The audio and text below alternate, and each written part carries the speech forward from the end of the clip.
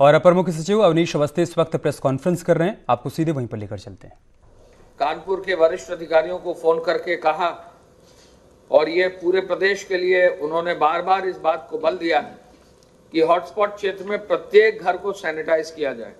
इस बात पर आज उन्होंने पुनः बल दिया है। उन्होंने ये भी कहा है कि आपको संज्ञान में है कि प्रयागराज से कल उन्होंने एक अच्छी, बहुत ही छात्रों के हित की जो है निर्देश माननीय मुख्यमंत्री जी ने स्वयं दिया और प्रयागराज से छात्र जो वहाँ परीक्षाओं की अन्य तैयारियां कर रहे थे, अब वो जाना उनका अन्य अन्य जनपदों में शुरू हो गया है। ये जो प्रयागराज से बसें चल रही हैं, लगभग 300 बसें चलनी हैं और अब तक जो है संभवतः 50 से अधिक बसें जो है वहां से निकल चुकी हैं और ये निरंतर सिलसिला आज और कल जारी रहेगा। माननीय मुख्यमंत्री जी ने कहा है कि जो छात्र जाएंगे उनका स्वास्थ्य परीक्षण होगा, ये बहुत जरूरी है और जहां भी मूवमेंट होता है स्वास्थ्य परीक्षण के आधार पर ही किसी को चलाया जाए और जहां रिसीव हो वहां भी पुनः जो है स्वास्थ्य परीक्षण हो, इस पर उन्होंने बल दिया है। मैं ये भी बताना चाहूँगा कि आज कोटा से जो छात्र लौटे हैं उनके साथ माननीय मुख्यमंत्री जी वीडियो कॉन्फ्रेंस से आज 4:30 बजे वार्ता करेंगे। ये एनआई पर दिखाई देगा 4:30 बजे और 100 छात्र अभी तक जुड़ चुके हैं उनसे। हमारा टारगेट है कम से कम 500 छात्र जो 11,500 छात्र लौटे हैं उनसे जोड़ने का। तो अब तक 100 छात्र वीडियो कॉन्फ्रेंस से माननीय मुख्यमंत्री जी की वीडियो कॉन्फ्रेंस के लिए जो है वहां पर ऑलरेडी जुड़ चुके हैं और बड़ी बेसब्री से मुख्यमंत्री जी का इंतजार कर रहे हैं। अपने घरों से वीडियो कॉन्फ्रेंस से, मोबाइल से, अभी अपने होम क्वारंटाइन में है और मुख्यमंत्री जी ने जैसा कल बताया गया वो उनका सामान्य हालचाल लेंगे, उनके बारे में, उनके क्वारंटाइन में उन्होंने क्या क्या एहतियात बरता वो पूछेंगे। मुख्यमंत्री जी उन बच्चों से ये भी हिदायत देंगे कि वो कोरोना से लड़ने की लड़ाई में कैसे खुद अपना योगदान दे सकते हैं, इस पर भी वो निर्देश देंगे और उनकी पढ़ाई के बारे में भी एक सामान्य उनसे चर्चा भी करेंगे। तो लगभग 10 बच्चों से वो एक 1-to-1 इंटरेक्शन करेंगे। तो ये 4:30 बजे होगा। माननीय मुख्यमंत्री जी ने जनपद वाराणसी, हापुड़, रामपुर, मुजफ्फरनगर, अलीगढ़ में भी वरिष्ठ पुलिस और प्रशासनिक अधिकारी भेजने का निर्देश उन्होंने दिया है और ग्रीन जोन और ऑरेंज जोन में अनुमन्य गतिविधियों को भी कार्य योजना बनाकर कार्य करने का निर्देश दिया है। माननीय मुख्यमंत्री जी ने महिला स्वयं सहायता समूहों को व्यापक रूप से मजबूत करते हुए मास्क आदि के निर्माण का भी उनको कार्य दिया जाए, ये निर्देश उन्होंने दिया है। आज उन्होंने एसीएस राजस्व यानी अपर मुख्य सचिव राजस्व रेणुका कुमार जी से समीक्षा प्रत्येक जनपद के क्वारंटाइन सेंटर्स की क्षमता की और एसीएस राजस्व ने बताया कि कल जो माननीय मुख्यमंत्री जी का निर्देश था कि एक एक जनपद में 15,000 से 25,000 लोगों के ठहरने की व्यवस्था हो जाए, उसमें काफ़ी क्षमता हर जनपद में हो गई है और लगभग सभी जनपदों में इस क्षमता का जो है आकलन कर लिया गया है और इस क्षमता के अनुरूप कार्रवाई भी कर दी है। शेल्टर होम में यह अनिवार्य रूप से आदेश है कि जो भी बाहर से व्यक्ति आएंगे उनको 14 दिन के मेडिकल क्वारंटाइन में रखेंगे। आपको मालूम है कि हरियाणा राज्य के सभी लोग कल आ गए, देर रात तक आए हैं, उनको सबको क्वारंटाइन में रख दिया गया है। इसी प्रकार चरणबद्ध रूप से जिन जिन प्रदेशों से सूची बनकर जहां मेडिकल का जो है टेस्ट हो जाएगा उनको एक एक प्रदेशों को एक नियमित व्यवस्था के आधार पर वहां के जिला प्रशासन और पुलिस का सहयोग लेके प्रदेश सरकार की अनुमति से माननीय मुख्यमंत्री जी ने हमारे प्रदेश में लाने की व्यवस्था का निर्देश दिया है। उसमें सभी प्रदेशों से अब चर्चा शुरू हो गई है और उस पर कार्रवाई करनी होगी। माननीय मुख्यमंत्री जी ने यह भी निर्देशित किया है कि उन प्रदेशों में इस बात का प्रचार हो जाए कि वहाँ जो भी लोग हैं जो वापस आना चाहते हैं वहाँ के जिला प्रशासन के क्वारंटाइन सेंटर में जरूर रिपोर्ट करें, जिससे उनका मेडिकल परीक्षण हो जाए और क्वारंटाइन सेंटर से उनको लाने की व्यवस्था विधिवत हो जाए।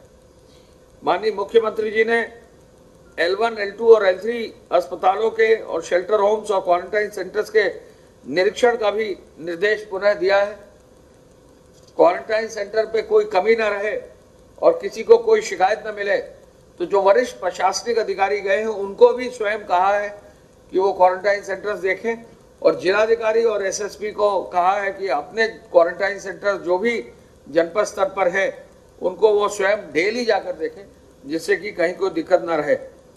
L1, L2 अस्पतालों में ऑक्सीजन की व्यवस्था, L1 अस्पतालों के क्षमता वृद्धि की व्यवस्था और L3 अस्पतालों के बेड्स के बढ़ाने की व्यवस्था का भी निर्देश उन्होंने दिया है। सभी टेस्टिंग लैब्स में पूरी पूल टेस्टिंग की व्यवस्था भी हो, ये निर्देश भी उन्होंने दिया है। व्यापक रूप से पूल टेस्टिंग हो, ये निर्देश दिया है। अगर आवश्यकता पड़ेगी तो जो लोग बाहर से आ रहे हैं उनकी पूल टेस्टिंग भी करने का भी उन्होंने निर्देश दिया है, इसलिए पूल टेस्टिंग की क्षमता भी बढ़ाने का निर्देश दिया है। कोरोना संक्रमण का प्रत्येक चेन को तोड़ना है, ये एक प्रण हम सभी अधिकारियों को लेने का निर्देश उन्होंने दिया है और मेडिकल इन्फेक्शन विशेष रूप से रोकने पर पुनः आज बल दिया है। बायोमेडिकल वेस्ट का निस्तारण और किस प्रकार ट्रेनिंग की जाएगी और मुख्य चिकित्सा अधिकारी कैसे नर्सिंग होम्स और अन्य डॉक्टरों को परामर्श टेलीमेडिसिन के माध्यम से देने के लिए, यानी दूरभाष पर फोन से बात करने का निर्देश देने के लिए उन्होंने व्यापक प्रचार प्रसार करने का निर्देश दिया है। भूसा पर्याप्त मात्रा में उपलब्ध है, दरें भी ठीक है। निराश्रित गौवंश के लिए भूसा रखने के लिए भी निर्देश दिए हैं। 3 मई से औद्योगिक इकाई किस प्रकार से शुरू होंगी इसकी कार्य योजना का भी उन्होंने निर्देश दिया है।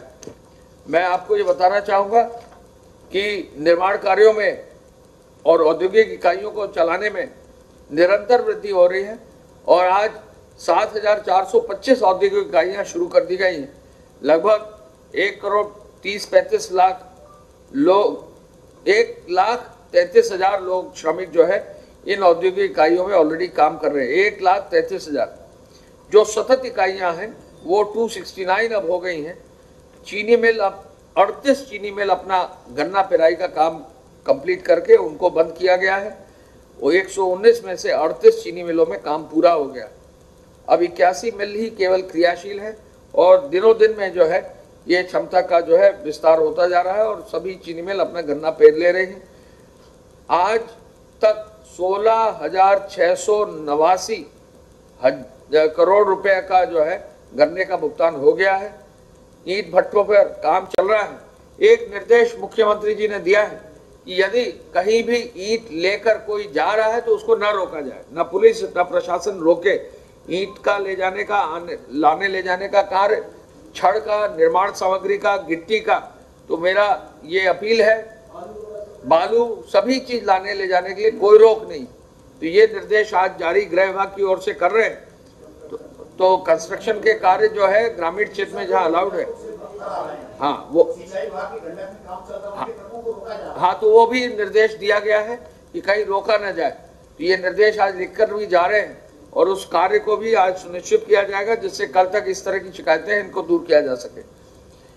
इसके अलावा जो निर्माण कार्य है, निरंतर एक्सप्रेसवेज के कार्य चल रहे हैं और अब एक्सप्रेसवेज के तीनों एक्सप्रेसवेज मिलाकर लगभग 11,000 से अधिक श्रमिक हमारे कार्य पर आ गए हैं। लोक निर्माण विभाग के अब 13,442 करोड़ के कार्य निर्माणाधीन हो गए हैं, जिनमें 225 कार्य अब हो रहे हैं, यानी 13,442 करोड़। और अब करीब 5,000 श्रमिक जो है लोक निर्माण विभाग में ही कार्य कर रहे हैं। सिंचाई विभाग के भी कार्य बढ़ गए हैं, 82 कार्य जो है अब शुरू हो गए हैं। लघु सिंचाई के भी 112 डैम और 136 तालाब के कार्य और 44 पाइप वाटर स्कीम्स के कार्य शुरू हो गए हैं। ग्रामीण पेयजल के भी 78 कार्य शुरू हो गए हैं और साथ साथ आवास विभाग में भी 95 योजनाएं, लगभग 2744 लोग वहां काम कर रहे हैं।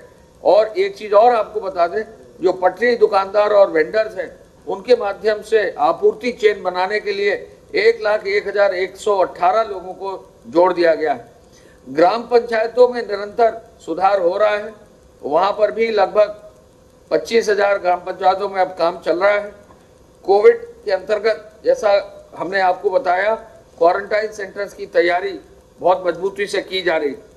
हम आपको ये भी बताना चाहेंगे कि एक बिंदु पर बहुत स्पष्ट है कि Uttar Pradesh medical supplies corporation ने कुछ मेडिकल कॉलेजेस को और संस्थानों को कतिपय पीपीई किट जो है भेजे थे, जिनको बाद में वापस ले लिया गया था। ये पीपीई किट के गुणवत्ता के संदर्भ में, ये करीब 3,500 पीपीई किट थे, इनके संदर्भ में बहुत स्पष्ट किया जाता है कि ये पीपीई किट जब लिए गए थे तो ये सार्स के लिए S1N1 के पुराने मानक जो थे सार्स के लिए, उन्हीं के लिए खरीदे गए थे लगभग 115 रुपए में।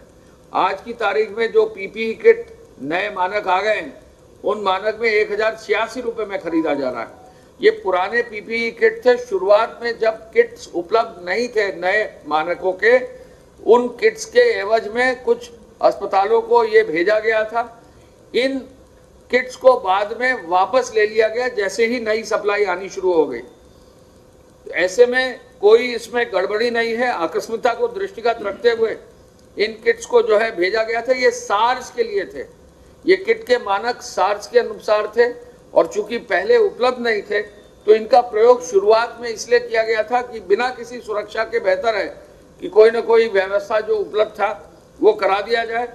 अब जब नई गाइडलाइंस आ गई हैं तो जो भी किट खरीदा जा रहा है वो उसकी जांच सिट्रा से, कोयम्बटूर की संस्था है गवर्नमेंट ऑफ इंडिया की, उनसे, DRDE ग्वालियर से, हैवी व्हीकल फैक्ट्री तमिलनाडु से, स्मॉल आर्म्स फैक्ट्री कानपुर से अधिकृत करने के बाद, उनसे चेक करने के बाद ही खरीदा जा रहा है। जो भी किट्स उपार्जित हो रहे हैं वो निश्चित रूप से कभी कभी उसकी स्टॉक चेकिंग, सरप्राइज चेकिंग भी हो रही है, और ये स्मॉल आर्म्स फैक्ट्री कानपुर के द्वारा की जा रही। तो किट की गुणवत्ता का कोई भी इशू है नहीं है, कोई गड़बड़ी नहीं की गई है। इस किट का इस्तेमाल अब नहीं किया जा रहा है।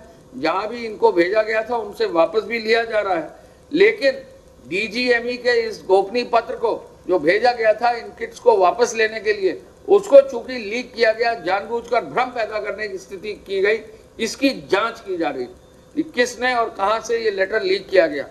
इसलिए अब आगे कहीं भी किसी भी सोर्सेज में कोई भ्रम फैलाने का प्रयास न करें, और हमारा निवेदन यह है कि इसमें अनावश्यक रूप से भ्रामक प्रचार जो है जो लोग कर रहे हैं वो इस कार्य को न करें, क्योंकि बहुत क्लियर है कि सार्स के जो किट्स दिए गए थे शुरुआत में, उनको जब बाद में वापस ले लिया गया और नए ब्रांड के नए मानक के किट्स जो अब ये कोरोना वायरस, नया वायरस आया है, उसके अनुरूप जब बनाए गए हैं, उनको जो अब खरीदा गया है तो उसको वापस ले लिया गया। तो मेरा निवेदन मीडिया से भी है और कई अखबार और कई और जो सोशल मीडिया के आपके वेबसाइट्स हैं उनसे निवेदन है कि इसमें कहीं कोई भ्रम नहीं, और जांच जो हो रही है वो केवल इस बात की हो रही है कि जो भ्रम फैलाने की जिसने भी कोशिश की है वो ऐसे कौन लोग हैं, उनकी जांच जो है की जा रही है। अब मैं चाहूंगा, अब प्राइमा फेसाई जांच चल रही है, लेकिन कहीं ना कहीं इस जांच को हम करेंगे, क्योंकि फर्जी और फेक न्यूज जो लोग चलाते हैं उन पर कार्रवाई करना भी जरूरी है। महामारी के प्रकोप से हम लोग चल रहे हैं, तो ऐसे में कोई भी जिम्मेदार व्यक्ति कोई गैर जिम्मेदाराना बयान न करे। और बहुत क्लियरली हम आपको बता दे रहे हैं कि जो सार्स के जो किट्स खरीदे गए थे, उन्हीं किट्स का जब शुरुआत में इस्तेमाल किया गया, बाद में उनको हम लोग ने विड्रॉ कर लिया। मैं चाहूंगा कि प्रमुख सचिव स्वास्थ्य जो है इस बारे में और विवरण दे और आज की जो प्रोग्रेस है हेल्थ की वो भी आपको अवगत कराएं। प्रदेश में कुल एक्टिव केसेस की संख्या 1612, 1612। जो लोग बिल्कुल संक्रमण के पश्चात उपचारित होकर घर जा चुके हैं उनकी संख्या 400। कोरोना वायरस से अब तक 31 लोगों की दुर्भाग्यपूर्ण मृत्यु हुई है। कुल केसेस जो अभी तक हमारे सामने आए हैं जी 2043, ये 60 जनपदों से आए हैं प्रकरण, और 60 में से इस समय 7 जिले 7 उनमें कोई एक्टिव इन्फेक्शन नहीं है।